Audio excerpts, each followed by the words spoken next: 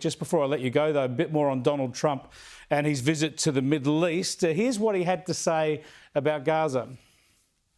My administration shares the hope of so many in this region for future of safety and dignity of the Palestinian people, but that cannot happen as long as Gaza's leaders take delight in raping, torturing, and murdering innocent people.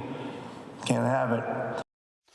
Yeah, he talks about a decent future for Palestinian people. Good, he holds out that hope. But there's the moral clarity about how none of this can proceed while we have Hamas still holding 20 live hostages, not to mention the bodies that they hold as bargaining chips.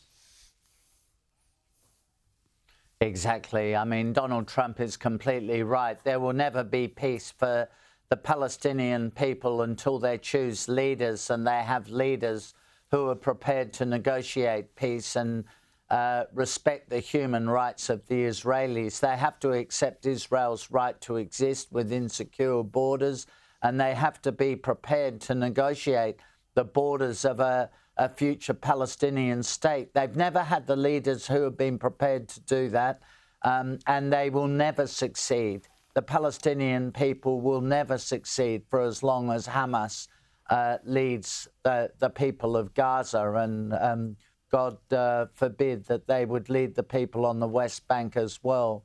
So I think the Arabs understand that more generally. I mean, I think they would fully understand that, the Saudis, the Egyptians and so on. But in the West, we need to understand that in the way that President Trump does understand it. Yeah, well, he met with the Syrian president too, but he also had a very clear warning for Iran. Have a look. I want to make a deal with Iran. I want to do something if it's possible. But for that to happen, it must stop sponsoring terror, halt its bloody proxy wars, and permanently and verifiably cease its pursuit of nuclear weapons. They cannot have a nuclear weapon. I mean, it looks to be a pretty smart place to be saying this, right? Because the Saudis and the other Gulf states will be fully on board with him here and trying to curtail Iran. Exactly. I mean, I personally think his visit there is very well judged, and the comments he's been making are very wise. I mean, the only way to deal with Iran, which is a theocratic ideological regime, is to be tough with them. As he would say, as Donald Trump would say, maximum pressure on Iran.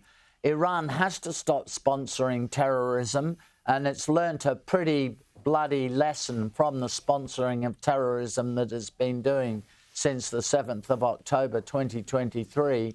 But they need to know they will not be allowed to go ahead with the nuclear weapon.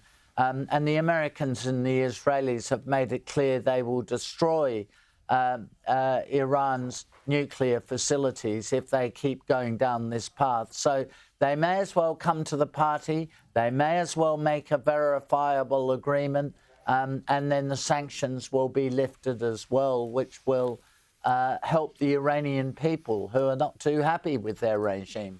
Indeed. Thanks again for joining us, Alexander. I appreciate it. Alexander Downer there live from Adelaide, and it was good to see Donald Trump reading from a script on those key issues too. I love it when politicians can speak off the cuff, but dealing in these particular issues, he had some clear messages and he stuck to them, which is kind of wise.